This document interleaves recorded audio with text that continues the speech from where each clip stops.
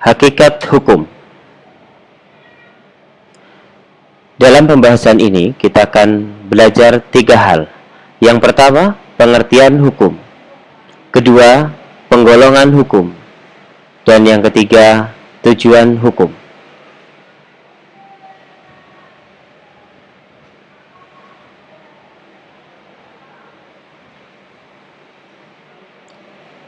Hukum adalah aturan, tata tertib, dan kaidah hidup.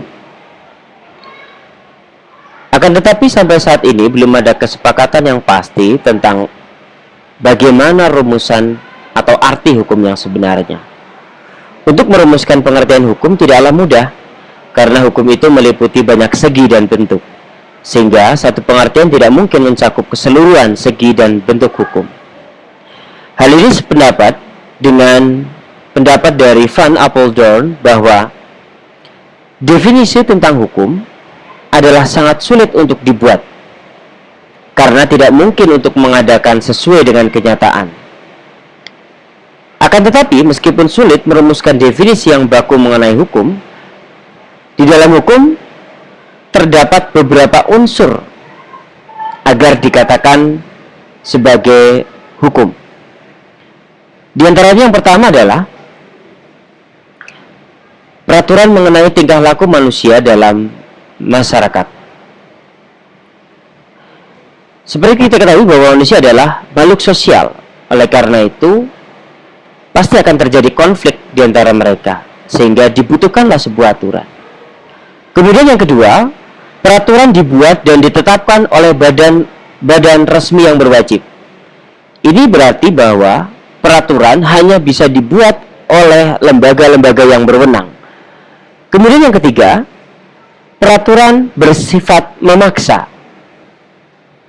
Dan yang terakhir, sanksi terhadap pelanggaran peraturan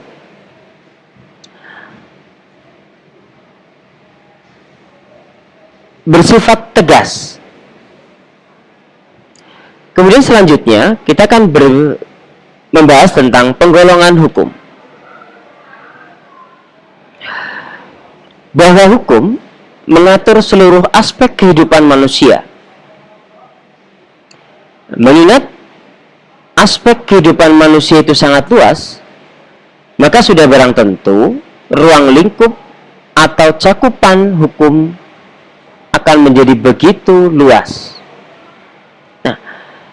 Sehingga perlu dilakukan penggolongan atau pengklasifikasian hukum. Berdasarkan kepustakaan ilmu hukum, hukum dapat digolongkan menjadi beberapa. Yang pertama adalah berdasarkan sumbernya. Berdasarkan sumbernya, hukum dapat dibagi menjadi yang pertama adalah hukum undang-undang, yaitu hukum yang tercantum dalam peraturan perundang-undangan. Kemudian yang kedua, hukum kebiasaan, yaitu hukum yang terletak pada peraturan kebiasaan. Yang ketiga, hukum traktat, yaitu hukum yang ditetapkan oleh negara-negara dalam suatu perjanjian. Kemudian yang terakhir adalah hukum jurisprudensi, yaitu hukum yang terbentuk karena keputusan hakim. Kemudian yang kedua, hukum berdasarkan tempat berlakunya. Nah, berdasarkan tempat berlakunya, hukum dapat dibagi menjadi yang pertama, hukum nasional, yaitu hukum yang berlaku dalam wilayah suatu negara tertentu. Yang kedua, hukum internasional, yaitu hukum yang mengatur hubungan antar negara dalam dunia internasional. Yang ketiga, hukum asing, yaitu hukum yang berlaku dalam wilayah negara lain. Dan yang terakhir, hukum gereja, yaitu kumpulan-kumpulan norma yang ditetapkan oleh gereja untuk para anggota-anggotanya. Selanjutnya, penggolongan hukum berdasarkan bentuknya. Yang pertama, yaitu hukum tertulis. Di mana hukum tertulis itu ada yang sudah dikodifikasi dan yang belum dikodifikasi. Yang kedua adalah hukum tidak tertulis, yaitu hukum yang diyakini oleh warga masyarakat serta dipatuhi tetapi tidak dibentuk dalam prosedur formal. Yang selanjutnya, penggolongan hukum berdasarkan waktu berlakunya. Hukum dibagi menjadi dua. Yang pertama adalah ius constitutum atau hukum positif. yaitu hukum yang berlaku sekarang bagi suatu masyarakat. Yang kedua adalah ius constituendum atau hukum negatif, yaitu hukum yang diharapkan berlaku pada waktu yang akan datang. Kemudian yang kelima, berdasarkan cara mempertahankannya, hukum dapat dibagi menjadi dua. Yang pertama adalah hukum material, yaitu hukum yang mengatur hubungan antar anggota masyarakat.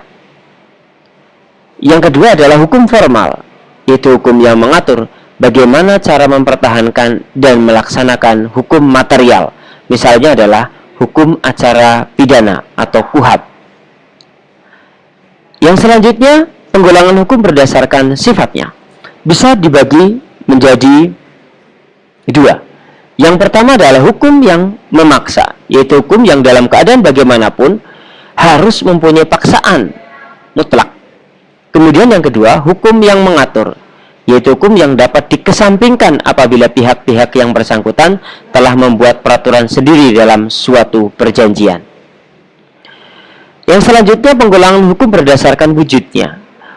Hukum dapat dibagi menjadi dua. Yang pertama adalah hukum objektif dan hukum subjektif. Hukum objektif adalah hukum yang mengatur hubungan antara dua orang atau lebih yang berlaku secara umum. Kemudian hukum subjektif adalah hukum yang timbul dari hukum objektif dan berlaku terhadap seseorang atau lebih. Kemudian yang selanjutnya adalah penggolongan hukum berdasarkan isinya. Ini penggolongan hukum yang sering dipakai. Yang pertama adalah hukum publik. Yang kedua adalah hukum privat atau hukum sipil. Di mana hukum publik dibagi menjadi 4. Yang pertama adalah hukum pidana, yaitu mengatur tentang pelanggaran dan kejahatan, memuat larangan dan sanksi.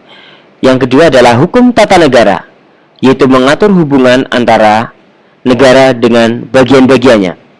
Yang ketiga, hukum tata usaha negara atau administratif, yaitu mengatur tugas kewajiban pejabat negara. Dan yang terakhir adalah hukum internasional.